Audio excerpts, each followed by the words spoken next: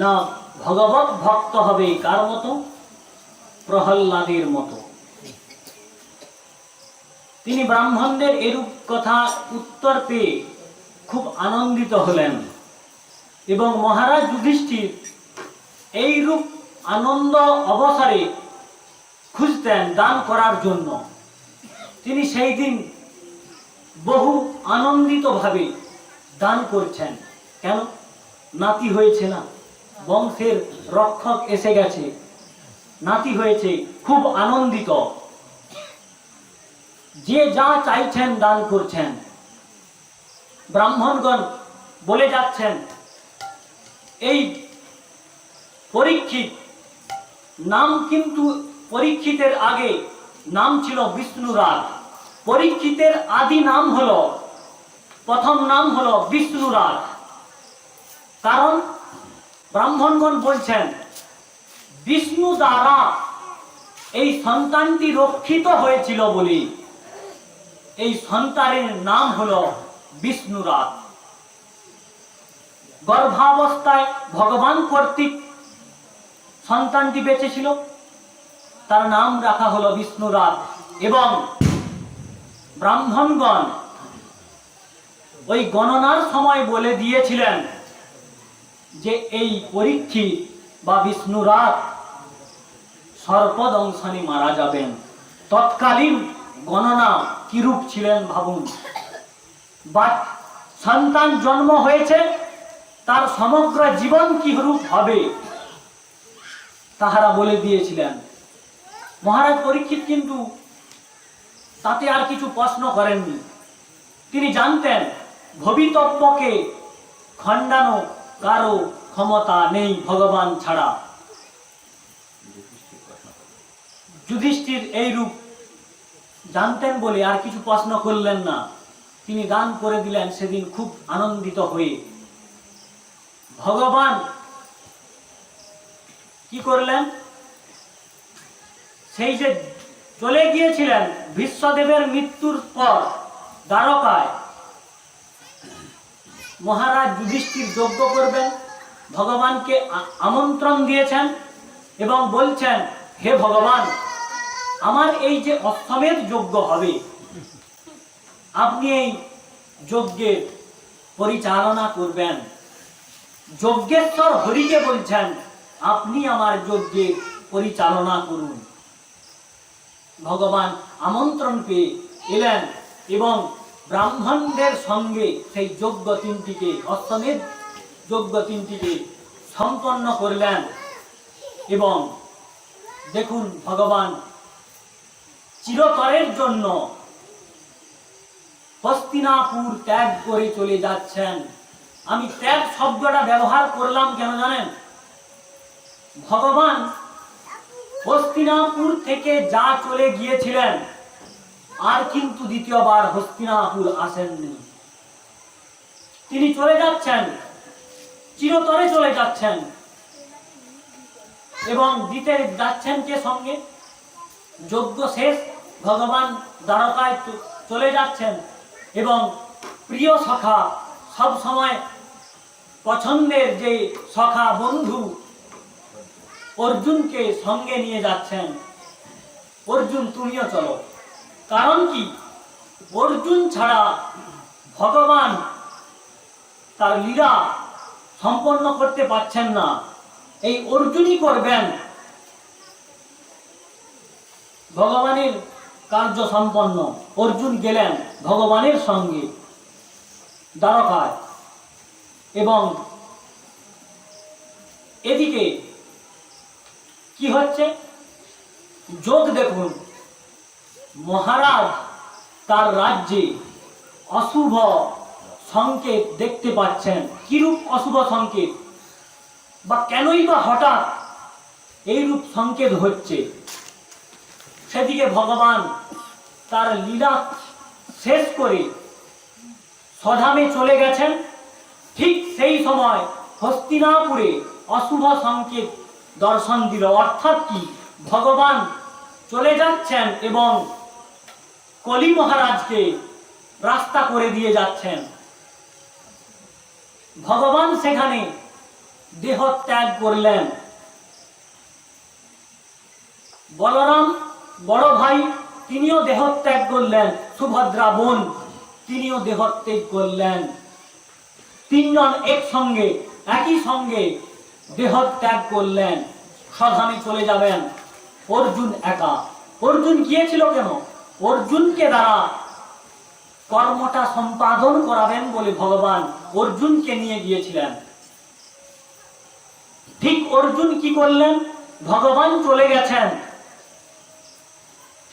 অন্ত্যেষ্টিক্রিয়া করতে হবে। তিনি বড় বড় নিম বৃক্ষ কেটে দাহের জন্য ভগবানদের শরীরকে, সুভদ্রা স্ত্রী শরীরকে দাহের জন্য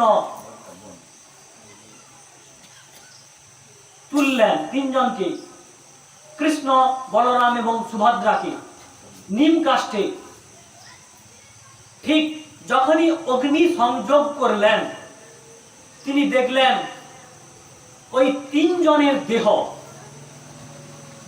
অগ্নি দেওয়ার সঙ্গে সঙ্গে একটি বলয়ে পরিণত হলেন, গোলাকার বৃত্তে পরিণত হলেন এবং ওই কাঠের মধ্যে মিলিয়ে গেলেন।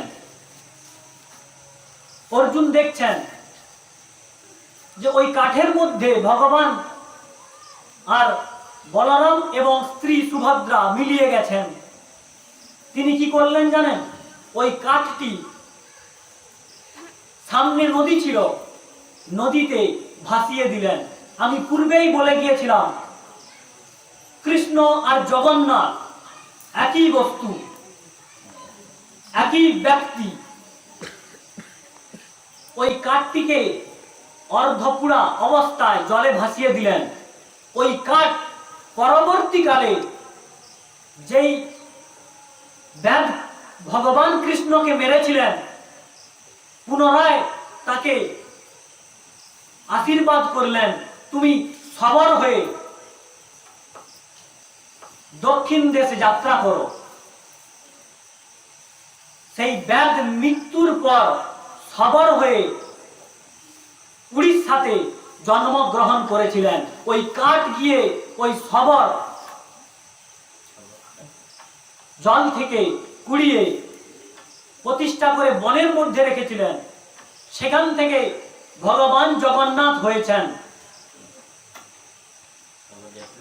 সবর জাতিরা ওই তরে, ওই জন্য যখন ভগবানের জ্বর হয় জগন্নাথের, ভগবান জগন্নাথের স্নান পূর্ণিমার পরের দিন জ্বর হয়। ওই জ্বর খাওয়ানোর জন্য সবর জাতির লোক আসেন, সবরদের পুরোহিত আসেন। তখন কিন্তু মেন যে জগন্নাথ পূজা করেন তারা আসেন না, ওষুধ খাওয়ানোর জন্য, জ্বর সারানোর জন্য সবর জাতির ব্যক্তিগণ আসেন। ভগবান এই রূপ স্বধামে চলে গেলেন। অর্জুন একা হয়ে গেছেন। এদিকে রাজ্যে যুধিষ্ঠিরের দেখছেন অশুভ সংকেত। কি অশুভ সংকেতগুলি? কি অশুভ সংকেত? হলো ক্ষেত্রে ক্ষেত্রে যুদ্ধ চালু হয়ে যাচ্ছে রাজ্যের মধ্যে। শৃগালরা দিনের বেলা সূর্যের দিকে মুখ করে কাঁদছেন। যেই গাভীগণ ডান দিকে থেকে, ডান দিক দিয়ে রাজার যাওয়ার কথা, সেই গাভীগণ বাঁ দিক দিয়ে যাচ্ছেন। গাধাগণ বাঁ দিক দিয়ে যাওয়ার কথা ডান দিক দিয়ে যাচ্ছেন। সবকিছুই উল্টো হচ্ছে। এই রূপ সংকেত দেখলেন এবং চিন্তা করছেন। দেবর্ষি নারদ এলেন। তিনি এসে বলছেন, হে যুধিষ্ঠির, যখন অর্জুন দ্বারকা থেকে প্রত্যাবর্তন করবেন, তুমি অর্জুনকে জিজ্ঞাসা করবে দ্বারকায় সবাই কুশল আছে তো? তিনি খুঁচিয়ে দিয়ে যাচ্ছেন, নয়তো তো ভুলে যাবেন। তিনি হয়তো জানবেন দ্বারকায় সবাই ঠিক আছে। তিনি নারদ বলে চলে গেলেন। ঠিক মহারাজ ভীমের সঙ্গে আলোচনা করছে। ভীম তুমি লক্ষ্য করেছ রাজ্যে খুব অশুভ সংকেত দেখা দিচ্ছে, তুমি দেখো তো হঠাৎ কোনো রোগ বা জ্বালা বাড়ছে কিনা রাজ্যে, অসময়ে ভূমিকম্প হচ্ছে কিনা। ভীম কিন্তু লক্ষ্য করছেন, বলে হ্যাঁ দাদা এই রূপ কিন্তু হচ্ছে। ঠিক দুই ভাইয়ের কথোপকথন হচ্ছে, অর্জুন কিন্তু দ্বারকা থেকে আগমন করলেন। পূর্বের কথা স্মরণ করে মহারাজ যুধিষ্ঠির অর্জুনকে প্রশ্ন করলেন, হে অর্জুন, দ্বারকায় সবাই কুশল আছে তো? এই রূপ না প্রশ্ন যা করেছে, অর্জুন সঙ্গে সঙ্গে কাঁদতে কাঁদতে চোখের জল মুছতে মুছতে বলছেন, দাদা আমরা ভগবানকে হারিয়ে ফেলেছি, ভগবান আমাদের মধ্যে আর নেই, তিনি তার লীলা শেষ করে অবসান করে স্বধামে চলে গেছেন। আর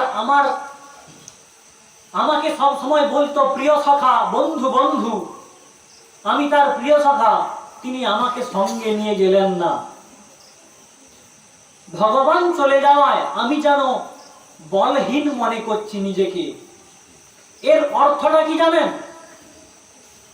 আর আমার গায়ে শক্তি নেই এ কথা বলার অর্থ একটি আছে, ভগবান যতদিন ছিলেন অর্জুন ততদিন শক্তিমান ছিলেন, তিনি ভগবানের শক্তির দ্বারা চালিত হয়েছিলেন। তাই অর্জুন আজ বলছেন ভগবান চলে যাওয়ায় আমি যেমন শক্তিহীন হয়ে পড়েছি। এর উদাহরণ পাওয়া যায় মহাভারতে। যুদ্ধ শেষ, অর্জুন রথ থেকে নামবেন, ভগবান বসে আছেন রথে এবং বলছেন, অর্জুন তুমি রথ থেকে নেমে যাও। তাড়াতাড়ি অর্জুনকে নামিয়ে দিলেন।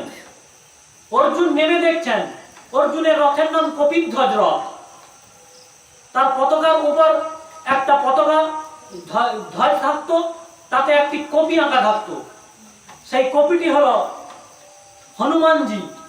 তিনি সঙ্গে সঙ্গে রথ ত্যাগ করলেন এবং ভগবান সারথি ঘোড়াগুলোকে খুলে দিলেন। তারপর ভগবান যেই না রথ থেকে নামলো, সঙ্গে সঙ্গে সবাই দেখছেন রথটি সঙ্গে সঙ্গে ছায়ে পরিণত হলো, আগুনে জ্বলে। ভগবানকে প্রশ্ন করলেন অর্জুন, হে ভগবান এরূপ হওয়ার কারণ কি? ভগবান বলছেন, অর্জুন আমি এবং মহাবলী হনুমান এতদিন এই রথে ছিলাম বলে রথটা কিন্তু নষ্ট হয়ে যায়নি। রাত্রিতে কিন্তু ভগবান নেমে যেতেন, যুদ্ধের পর শিবিরে চলে যেতেন, ওই রথটি ধরে রেখেছিলেন মহাবলী হনুমান। তাই তিনি চলে গেলেন, আমিও নেমেছি, রথটা ছাই হয়ে গেল।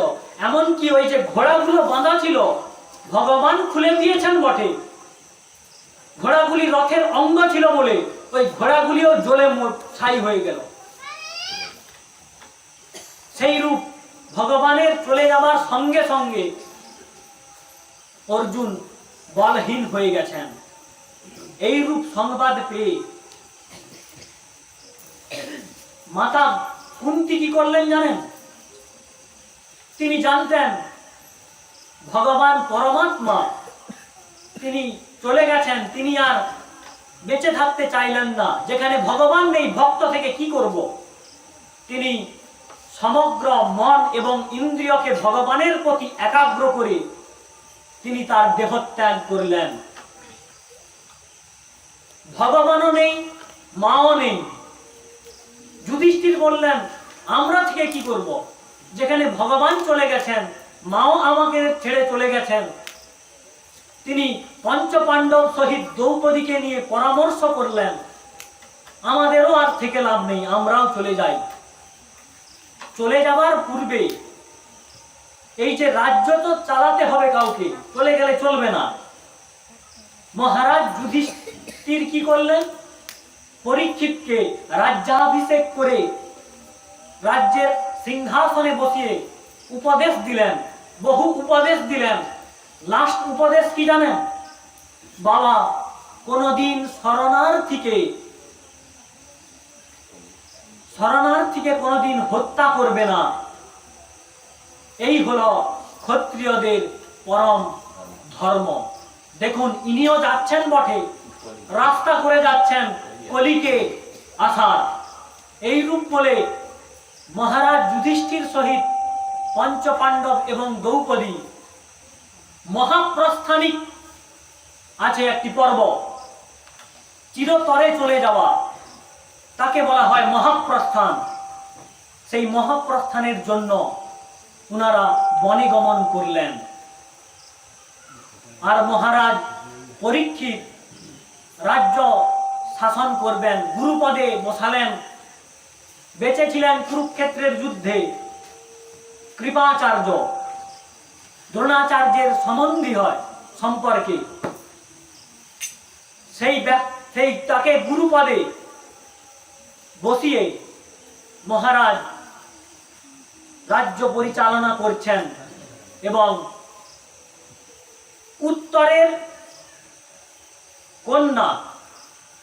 উত্তরের কন্যা ইরাবতীকে বিবাহ করলেন এবং ইরাবতী থেকে 4 জন পুত্র, জন্মেঞ্জয় ইত্যাদি 4 জন পুত্র জন্মগ্রহণ করলেন।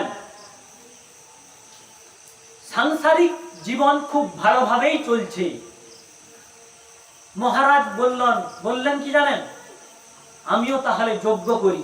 আমার দাদু করে গেছে 3টি, আমিও করব 3টি অশ্বমেধ যজ্ঞ।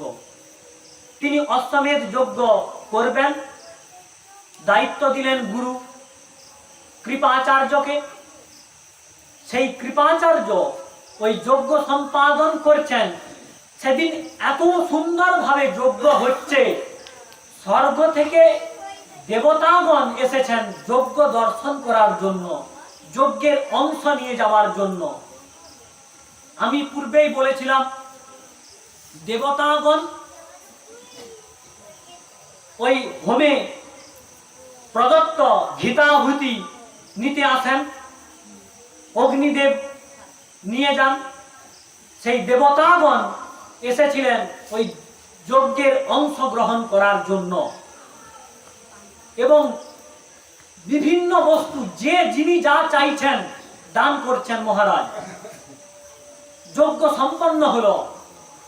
মহারাজ পরীক্ষিতের একটু অভিলাষা হলো যে অশ্বমেধ যজ্ঞ করেছি, জগৎটা আমার চক্রবর্তী সম্রাট, তাহলে কি করছেন? তিনি একটু ভ্রমণ করতে গেছেন, রথ নিয়ে ভ্রমণ করতে বেরিয়েছেন। ঠিক কিছু দূর যাওয়ার পর তিনি দেখলেন একটি শূদ্রবেশধারী ব্যক্তি গো দম্পতি, অর্থাৎ একটি বৃষভ এবং একটি গরু গাভীকে প্রহার করছেন। সেই বৃষ্টিকে মারছেন কিভাবে? সেই বৃষ্টির 3টি পদ নেই, চরণ নেই, একটি মাত্র চরণ আছে।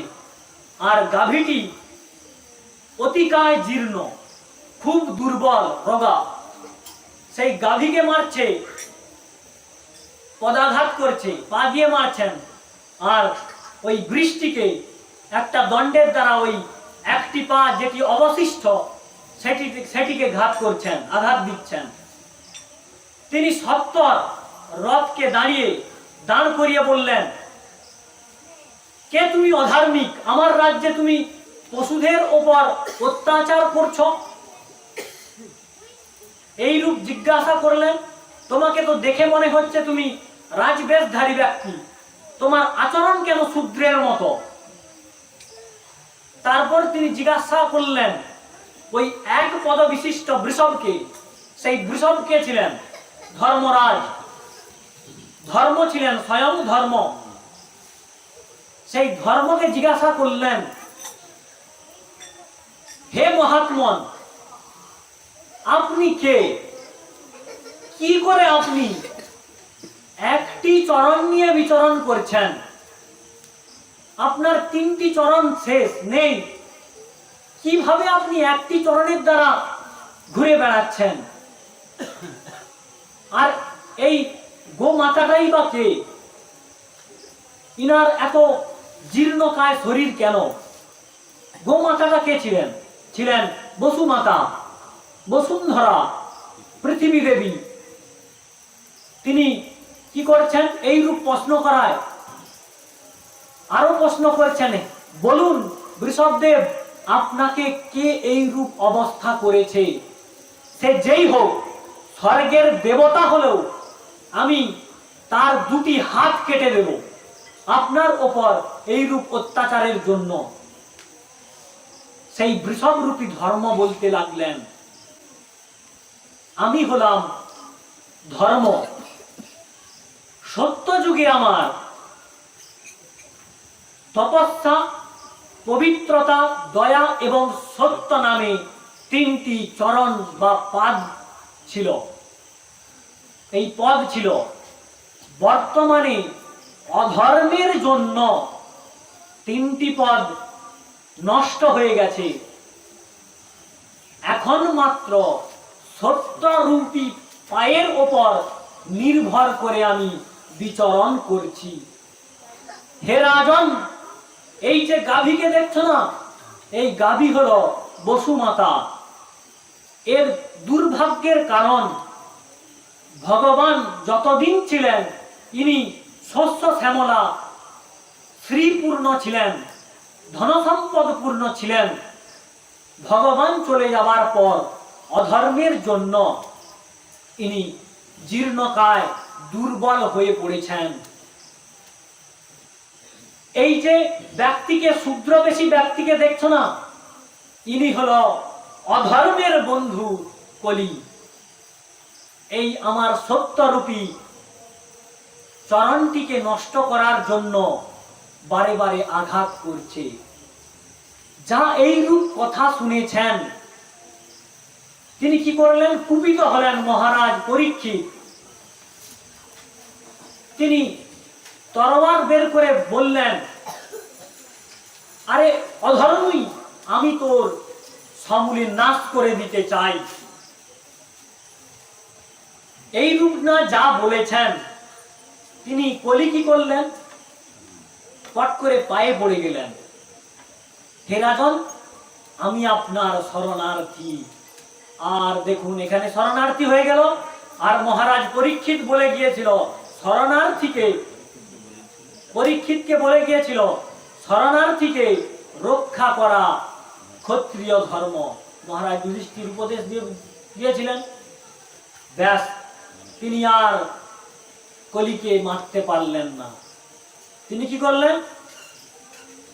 কলিকে বললেন, ওরে অধর্মী, তুই অধর্মের সঙ্গ নিয়ে আমার রাজ্যে প্রবেশ করেছিস, তুই এখনই আমার রাজ্য পরিত্যাগ করে চলে যা।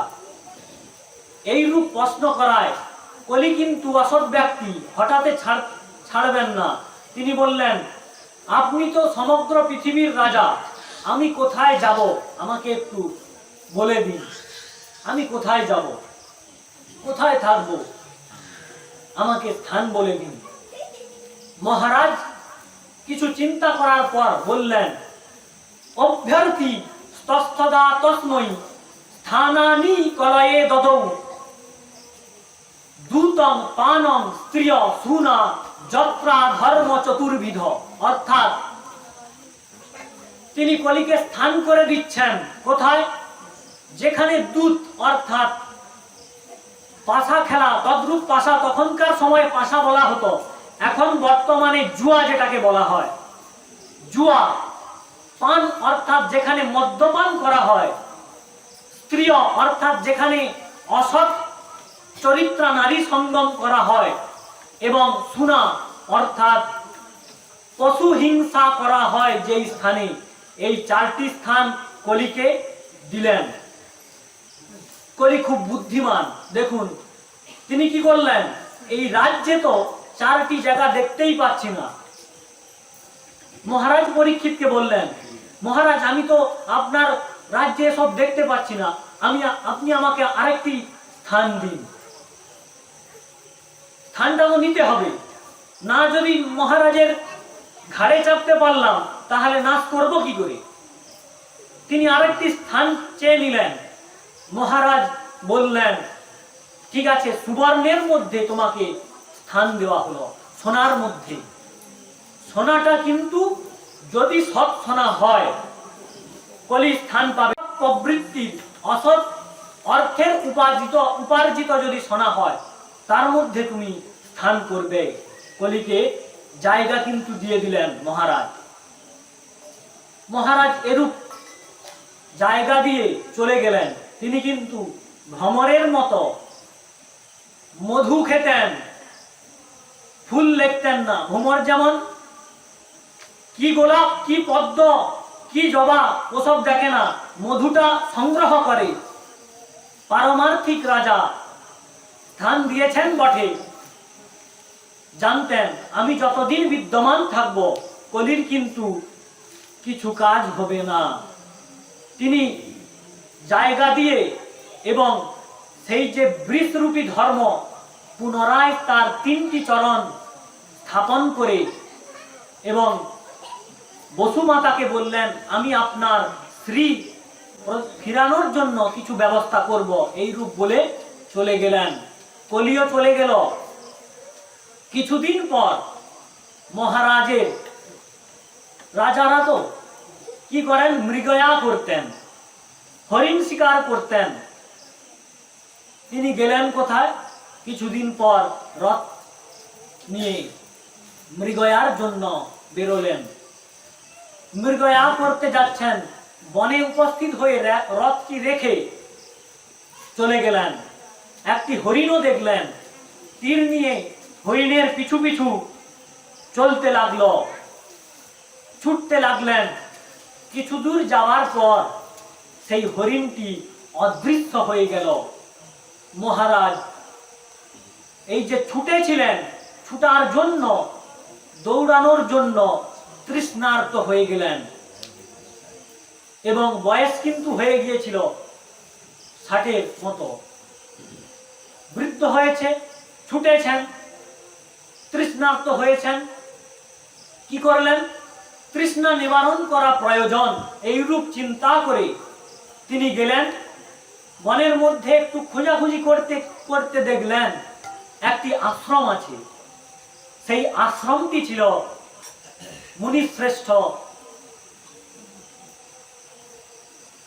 মুনিশ্রেষ্ঠ শ্রমিক মুনি। তিনি ওই আশ্রমে প্রবেশ করলেন। প্রবেশ করে দেখছেন একজন মুনি কিন্তু ধ্যান করছেন। ধ্যান করলে যা হয় অবস্থা, চোখ বন্ধ করে একাগ্র চিত্তে ধ্যান করেন। মহারাজ কি করছেন, গিয়ে সেই মুনির সামনে, হে মুনি আমাকে একটু জল প্রদান করুন, আমি তৃষ্ণার্ত। যেই এই রূপ বলেছেন, মুনি কি করলেন, ধ্যানে মগ্ন। তিনি আর মহারাজের কথা শুনতে পেলেন না, তিনি একাগ্র চিত্তে ধ্যান করছেন। তিনি এই রূপ বলায় মহারাজ যা এই রূপ বলেছেন, চোখ খোলার কথা তো দূর, তিনি কথাও বললেন না।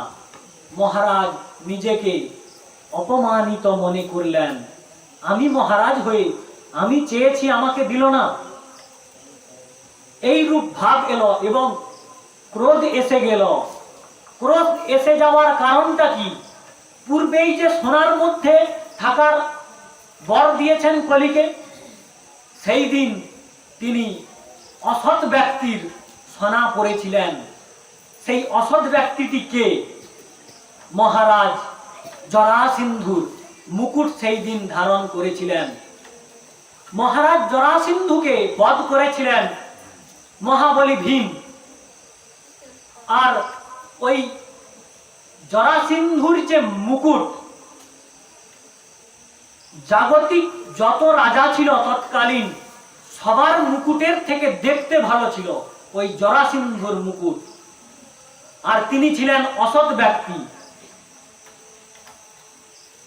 ভীম হারিয়ে জরাসিন্ধুকে মুকুট, তৎকালীন রাজাদের নিয়ম ছিল এক রাজাকে যদি হারিয়ে তার মুকুট ছিনিয়ে নেওয়া হয় সে কিন্তু পরাজিত। এই মুকুটটা কি করলেন? ভীম নিয়ে নিলেন। তিনি বৃকোদর, ভীম বৃকোদর, বৃক উদর, বড় পেট। ভীমের পেটটা কিন্তু খুব বড় ছিল, তাই তাকে বৃকোদর বলা হতো। তিনি বলছেন, হে কৃষ্ণ, হে কৃষ্ণ, এই মুকুট আমার প্রয়োজন নেই। আমি সব সময় মল্লযুদ্ধ করি, কুস্তি করি, আমি মুকুট পরে কি করব? ভগবান আপনি মুকুটটা রাখুন। ভগবান পূর্বকল্পিত, তিনি জানতেন এই মুকুট দ্বারা মহারাজ পরীক্ষিতকে নিধন করতে হবে, কলির দ্বারা, কলিকে আশ্রয় করিয়ে। তিনি বললেন, না না, তুমি আজকের বিজয়ী, বিজয়ীকে সব সময় পুরস্কৃত করা উচিত। এখনো বর্তমানে আমরা করে থাকি, যিনি বিজয়ী তাকে পুরস্কৃত করতে হয়। ভগবান বাসুদেব বললেন, হে ভীম, তুমি আজ বিজয়ী হয়েছ, এই মুকুট তুমি রাখো, নাও যদি পরো তুমি রাখো। ভীম সেই মুকুটটি এনে একটি সিন্ধুকের মধ্যে রেখেছিলেন। আর যেই দিন মহারাজ পরীক্ষিত মৃগয়ায় এসেছিলেন, সিন্ধুক খুলেছেন, বহু রাজাদের মুকুট, তাদের মধ্যে মহারাজ জরাসিন্ধুর মুকুটটি এতই সুন্দর, মোহিত হয়ে ওই মুকুটটি পরেছিলেন। সেই মুকুট অসৎ ব্যক্তির মুকুট পরার জন্য ওই মুনি জল দিল না, ক্রোধান্বিত হয়ে গেলেন এবং কলির আশ্রয় লাভ করলেন এবং বিভ্রান্ত হয়ে কি করছেন? চারিদিকে দেখছেন, আমি যে এসেছি মহারাজ, কিছু প্রমাণ দিয়ে যাব। তিনি কি করলেন? অদূরেই একটি মৃত সর্প পড়েছিল, সেই সর্পকে তীরের ডগায় করে এনে ওই শ্রমিক মুনির গলাতে জড়িয়ে দেন। এতক্ষণ বৃত্তান্তটা কিন্তু দেখছিলেন শ্রমিক মুনির একটি শিষ্য, তার নাম ছিল কুশ। দূর থেকে দেখছেন, ওই ব্যক্তিটি যদি জল দিয়ে দিত এত ঘটনা ঘটত না, কিন্তু তিনি জল দিলেন না। কলির প্রভাবে, তিনিও কলির প্রভাবে দাঁড়িয়ে আছেন, অঘটন দেখছেন, করতে পারছেন না কিছু।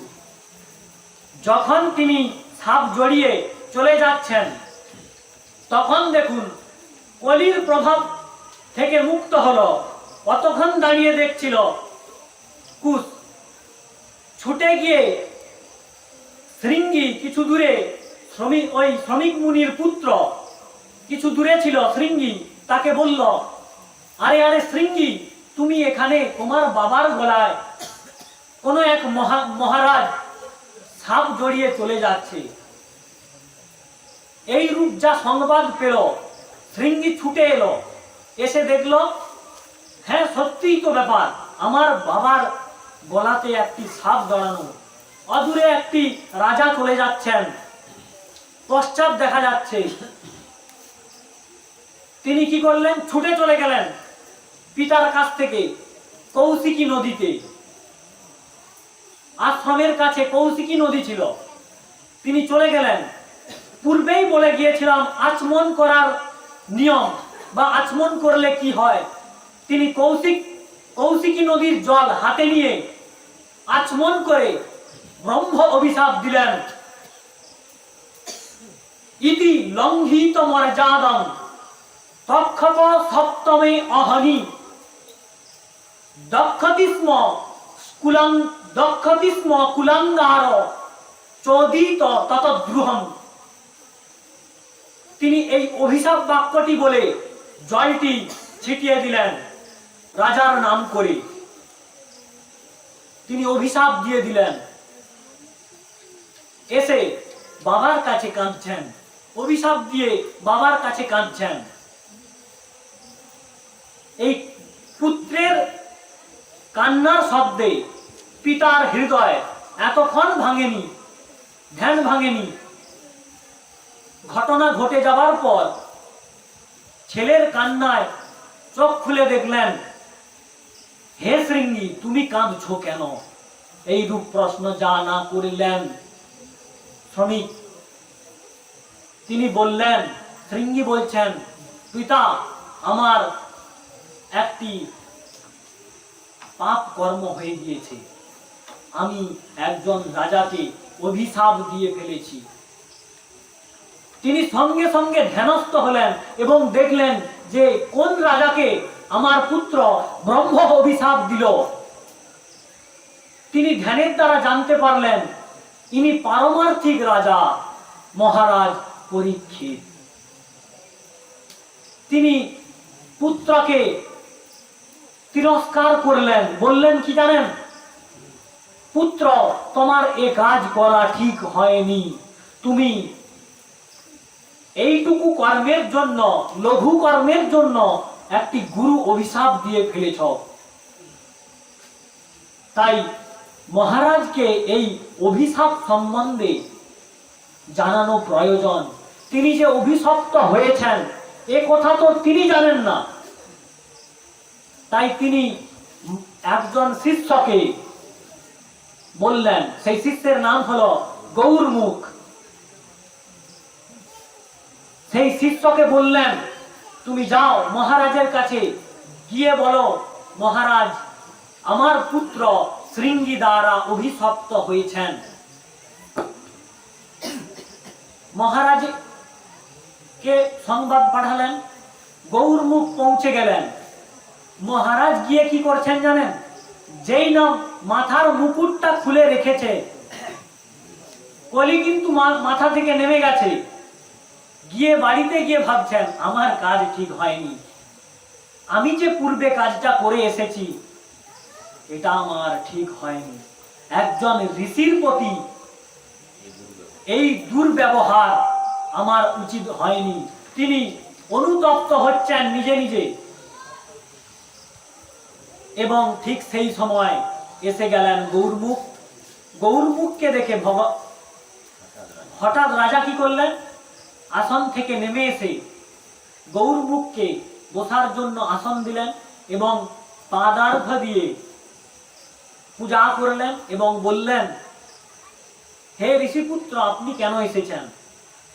গৌরমুখ পুরো ইনভার্টেড কমার মধ্যে অভিশাপ বাক্যটি তুলে দিলেন, এই রূপ হয়েছে, 7 দিন পর আপনি তক্ষক দংশনে মারা যাবেন। এই রূপ বলে গৌরমুখ কিন্তু চলে গেলেন। মহারাজ পরীক্ষিত দেখুন, তিনি হাসতে লাগলেন। তিনি হাসছেন। কোন ব্যক্তি যদি মৃত্যু সংবাদ জানতে পারে, তিনি হাসার পরিবর্তে কাঁদবেন। আমরা হলে বলতাম, আমার এটা খাওয়া হয়নি, ওটা খাওয়া হয়নি, এটা পড়িনি, ওটা পড়িনি, আমার অনেক ভোগ বাসনা রয়ে গেছে। আর মহারাজ কি করছেন? হাসছেন। আমার উপযুক্ত শাস্তি হয়েছে, আমি মুনির প্রতি ঠিক ব্যবহার করিনি, সেই জন্য আমার এই রূপ দশা হয়েছে। এবং আমি পৃথিবীর প্রথম ব্যক্তি যিনি আমার মৃত্যুর সংবাদ জানতে পেরেছি। তিনি কি বললেন? ভগবানের কৃপা লাভের জন্য আমি আজ থেকে কি করব?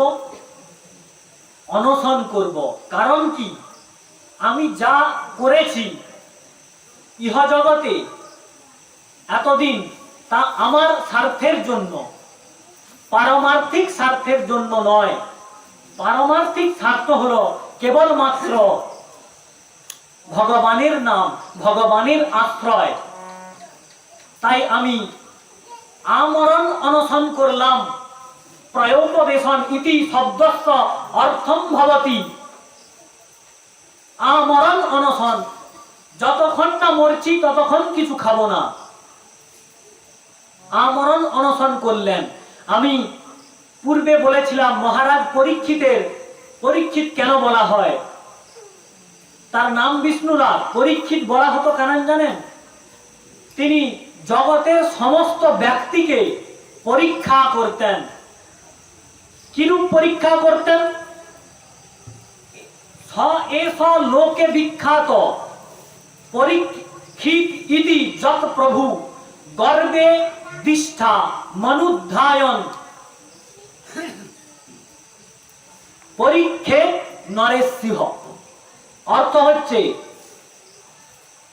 এই বিষ্ণুরা পরবর্তীকালে পরীক্ষিত নামে অভিহিত হবেন, কারণ ইনি যে গর্ভে যেই পুরুষকে দেখেছিলেন সেই পুরুষকে নিজের স্মরণে রাখতেন, মনে রেখেছিলেন, এবং যাকেই দান করতেন, যেই ব্যক্তিকে দান করতেন, তার মধ্যে সেই গর্ভস্থিত ঈশ্বর আছেন কিনা পরীক্ষা করতেন বলে তার নাম পরীক্ষিত।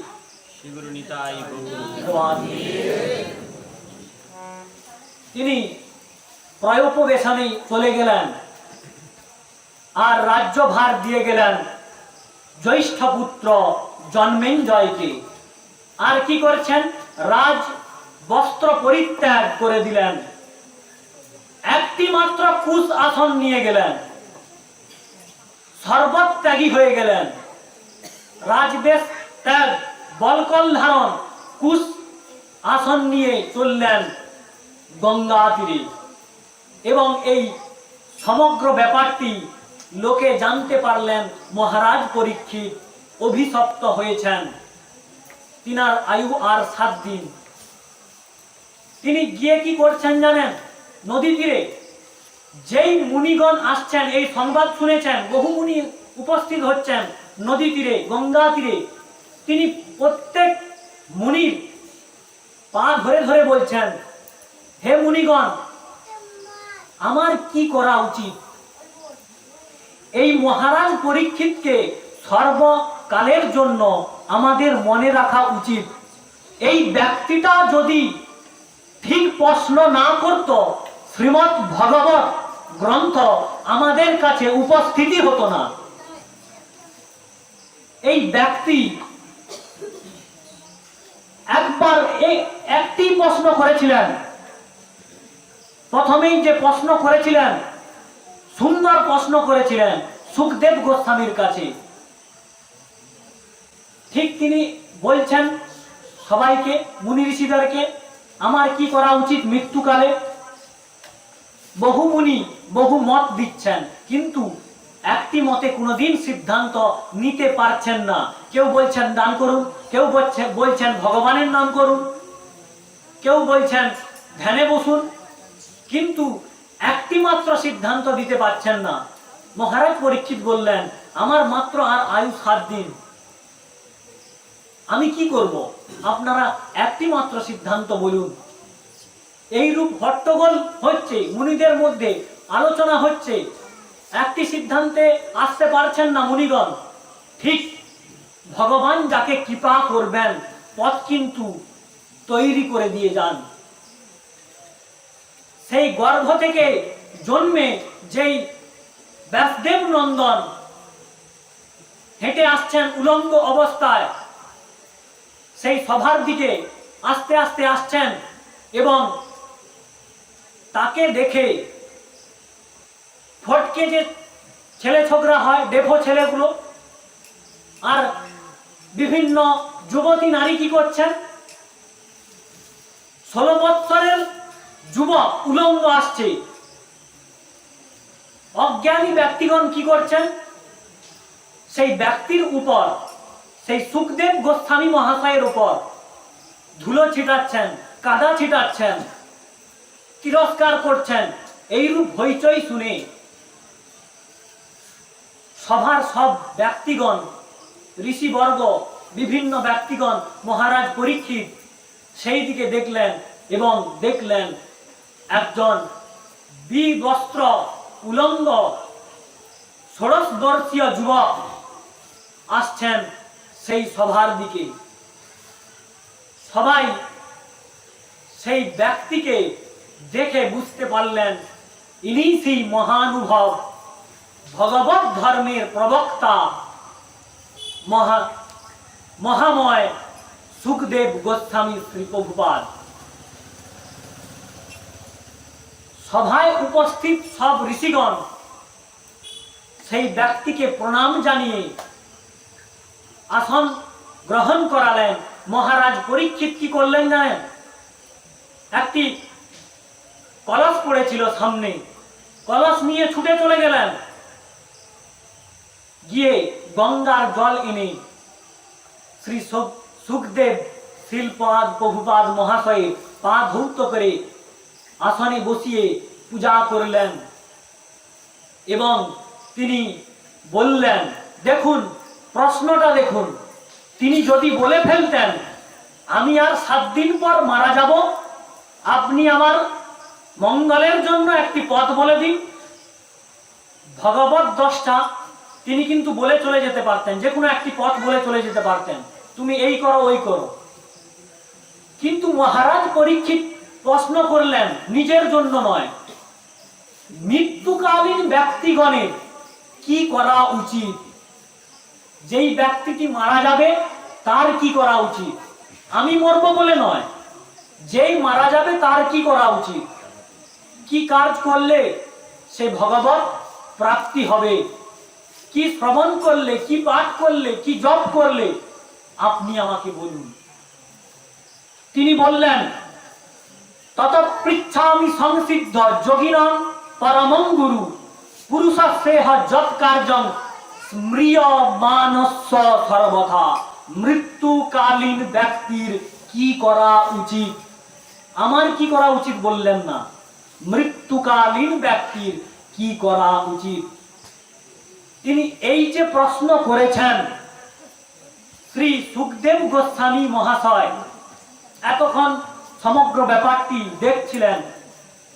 তিনি বললেন, হে মহারাজ, আপনি জগতের সর্বশ্রেষ্ঠ প্রশ্ন করেছেন, মৃত্যুকালীন ব্যক্তির কি করা উচিত।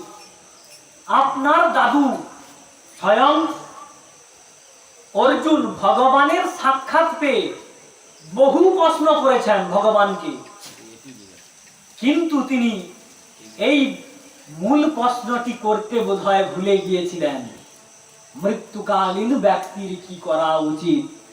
এই বললেন ভগবান শ্রী সুখদেব গোস্বামী মহারাজ পরীক্ষিতের প্রশ্নের প্রশংসা করে ভগবত গ্রন্থ পাঠ করা শুরু করবেন এবং বলবেন পরপর কি করা উচিত মৃত্যু ব্যক্তির। বলতে লাগলেন, অদ্যকার পাঠ আজ পর্যন্তই ছিল। শ্রী গুরু নিতাই গৌর প্রেমানন্দে হরি হরি বল, এই বলে সমাপ্ত করলাম।